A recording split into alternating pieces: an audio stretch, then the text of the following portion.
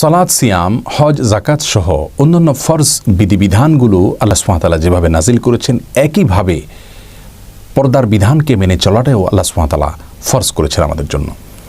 নারী পুরুষ উভয়কে আল্লাহ সুবহানাহু ওয়া তাআলা তাদের দৃষ্টিগুলোকে এবং লজ্জাস্থানকে হেফাজত করার জন্য সুস্পষ্ট নির্দেশ করেছেন কোরআনে কারীমে। সূরা নূরের 30 এবং 31 নম্বর আয়াতে আল্লাহ সুবহানাহু ওয়া তাআলা ইরশাদ করেছেন, কুল্লিল মুমিনিনা ইয়াগুদ্দু মিন আবসারিহিম ওয়া ইয়াহফাযু ফুরুজাহুম, অর্থাৎ হে রাসূল আপনি বলে দিন মুমিন পুরুষদেরকে তারা যেন তাদের দৃষ্টিগুলোকে অবনত রাখেন, হেফাজত রাখেন, তারা যেন অপাত্রে দৃষ্টিপাত না করে, পর নারীর সৌন্দর্য অবলোকনে যেন দৃষ্টিগুলোকে ব্যবহার না করে এবং লজ্জাস্থানকে যেন হেফাজত করে। পরবর্তী আয়াতে আল্লাহ সুবহানাহু ওয়া তাআলা একই নির্দেশ করেছেন নারীদেরকেও। একটা পর্যায়ে আল্লাহ সুবহানাহু ওয়া তাআলা বলেছেন, ওয়ালা ইউবদিনা যিনাতাহুন্না ইল্লা লিবুউলাতিহিন্না ইলা আখিরিল আয়া, অর্থাৎ আর নারীরা যেন তাদের সৌন্দর্যকে স্বামী এবং নিজেদের মাহরাম যাদের সঙ্গে তাদের দেখা দেওয়া জায়েজ আছে তারা ছাড়া অন্য কারোর সামনে নিজেদের সৌন্দর্য যেন তারা প্রকাশ না করে। রাসূল করিম সাল্লাল্লাহু আলাইহি ওয়াসাল্লাম সহিহ মুসলিমের হাদিসে ইরশাদ করেছেন, ফাল আইনানি তাজনিয়ান ওয়া জিনাহুম আন নাজর, অর্থাৎ মানুষের চোখেও জেনা করে, আর চোখের জেনা হলো চোখ দিয়ে অপাত্রে দৃষ্টিপাত করা, যাকে দেখার অনুমোদন আমাকে দেওয়া হয়নি তার দিকে দৃষ্টিপাত করা, তার সৌন্দর্য অবলোকন করা, এটা হলো চোখের জেনা। অতএব একজন মুসলিমকে সালাত সিয়ামের ব্যাপারে যেরকম গুরুত্ব দিতে হবে, অন্যান্য ফরজ বিধানের ক্ষেত্রে যেরকম গুরুত্ব দিতে হবে, পর্দার বিধানের ক্ষেত্রেও গুরুত্ব তাকে দিতে হবে। প্রিয় দর্শক, আজ আমাদের সমাজে আমাদের পরিবারগুলোতে কত রকমের ব্যত্যয়, কত রকমের ফ্যাসাদ, কত রকমের সমস্যা দেখতে পাচ্ছি আমরা, যেগুলোর মূলে রয়েছে পর্দার বিধানকে না মানা।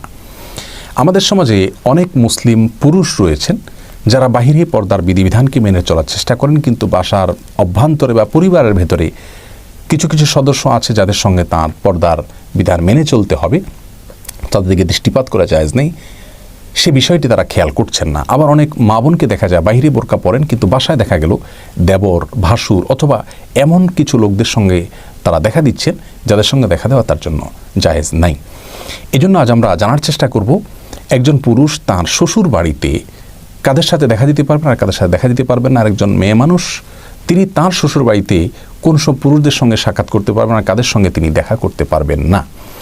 এ বিষয়ে প্রিয় দর্শক, পুরুষের জন্য শ্বশুর বাড়িতে যে সমস্ত মহিলারা আছেন তাদের মধ্য থেকে তার শাশুড়ির সঙ্গে তিনি সাক্ষাৎ করতে পারবেন, তার সঙ্গে দেখা দিতে পারবেন, এবং শাশুড়ির মা অর্থাৎ স্ত্রীর নানির সঙ্গে দেখা দিতে পারবেন, স্ত্রীর দাদির সঙ্গে দেখা দিতে পারবেন, এবং তাদের মা থাকলে অর্থাৎ নানির মা বা দাদির মা থাকলে তাদের সঙ্গে দেখা দিতে পারবেন। এছাড়া একজন পুরুষের জন্য তার শ্বশুর বাড়ির ছোট কন্যা শিশু বাদে এবং একান্ত অনেক বেশি বয়োবৃদ্ধা হয়ে গেছেন এমন নারী যদি হন যে যার দিকে কুদৃষ্টি দেওয়ার মতো কোনো স্কোপ নেই, এরকম বয়স্কা নারী থাকলে তাদের সঙ্গে দেখা দিতে পারবেন। এছাড়া অন্য কারোর সঙ্গে দেখা দিতে পারবেন না। আমরা আরও সংক্ষেপ করে বলতে পারি, পুরুষের জন্য শ্বশুর বাড়ির শুধু শাশুড়ির সঙ্গে এবং শাশুড়ির মা এবং শ্বশুরের মা তাদের সঙ্গে দেখা দিতে পারবেন, আর কারোর সঙ্গে তিনি দেখা দিতে পারবেন না। আর প্রত্যেকেই তার গায়রে মাহরাম হিসাবে বিবেচিত হবে। স্ত্রীর ভাবি হতে পারে, স্ত্রীর বোন হতে পারে। বোনের ক্ষেত্রে তো নিষেধাজ্ঞা আরও মারাত্মক, কারণ সহিহ বুখারী মুসলিম একজন বর্ণনা করেছে যে রাসূল করিম সাল্লাল্লাহু আলাইহি ওয়াসাল্লাম বলেছেন, আল-হামু ওয়াল মাউত। কোন একজন সাহাবী জিজ্ঞাসা করেছেন, ইয়া রাসূলুল্লাহ, শ্যালিকার সঙ্গে পুরুষের জন্য আর নারীর জন্য দেবরের সঙ্গে দেখা দেওয়ার বিষয়ে আপনি কী বলেন? তিনি বলেছেন, এটা তো মৃত্যু।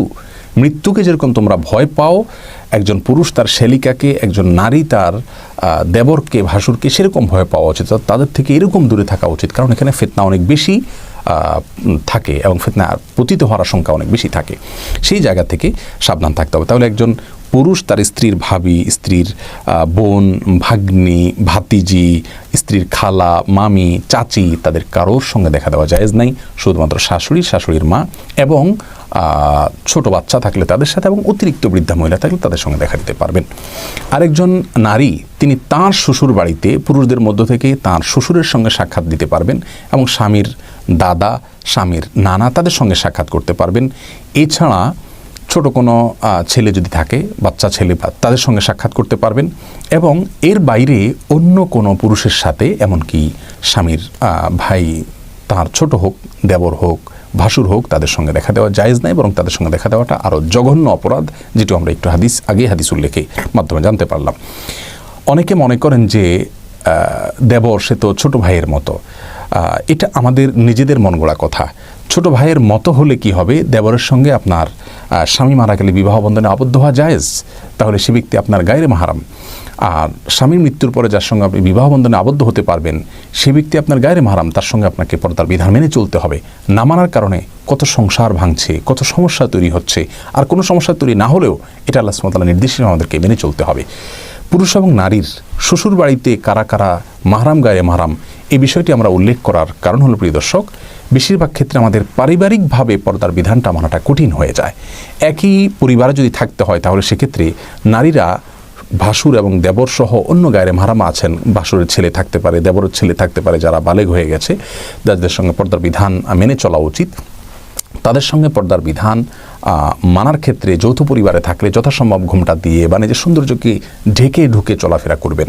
আর যদি পৃথক থাকতে পারেন পর্দার স্বার্থে সেটা আরও বেশি উত্তম। আল্লাহ সুবহানাহু ওয়া তাআলা আমাদের সকলকে সব ক্ষেত্রে আল্লাহ সুবহানাহু ওয়া তাআলার প্রত্যেকটি নির্দেশকে মেনে চলার তৌফিক দান করুন।